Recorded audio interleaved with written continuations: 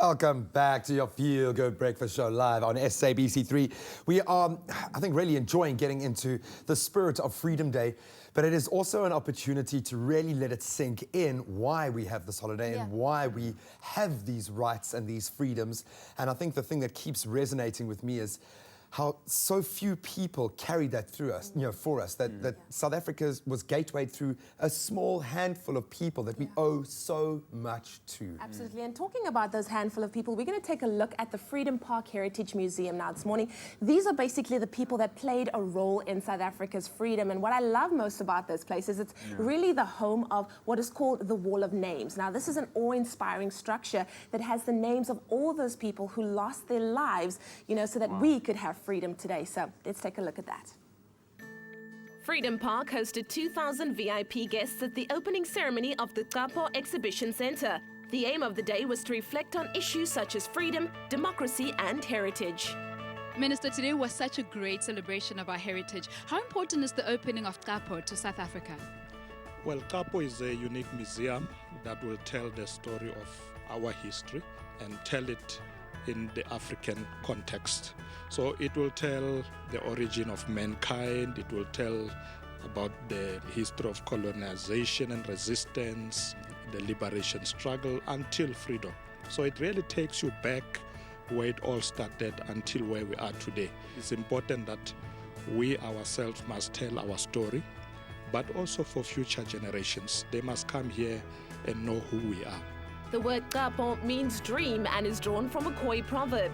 The exhibition informs visitors of the history of South Africa dating back 3.6 billion years. Mayor, how important would you say the opening of Capo is to the city of Tshwane? One of the things that we have not fully exploited as a city is tourism. Its contribution to the gross value add of the city is minuscule. So with these assets that we're beginning to create and grow, I think that there's huge opportunities for us going forward.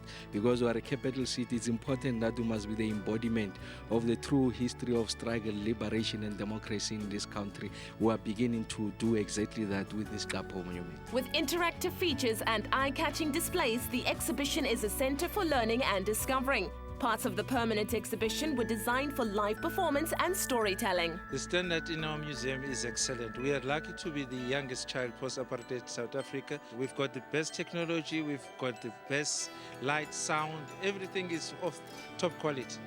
The day was quite inspiring. It was a wonderful event. I didn't know what to expect, but from what I've heard and from what I've seen, I think that it promises to be one of the most significant institutions of our cultural landscape that asks us to think about the meaning of our freedom, but to do so in a way that is connected to the history of the earth and to the history of South Africa. This is a moment where we have to think about what it means to be a citizen.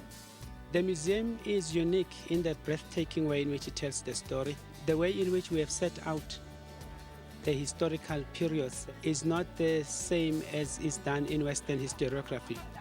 We also tell it from an indigenous perspective using indigenous knowledge systems. And the aim is really to emancipate the African voice. So it is the stories of people themselves told from below rather than stories told by experts. The museum is divided into sections that depict 7 epochs of South African history.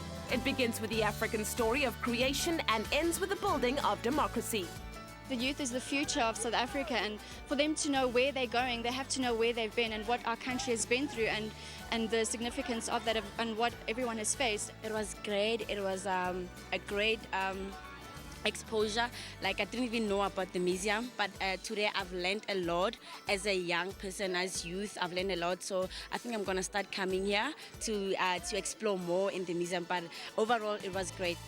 Freedom Park encourages visitors from all walks of life to come and interact with the exhibition. It opens daily and tours are available all year round.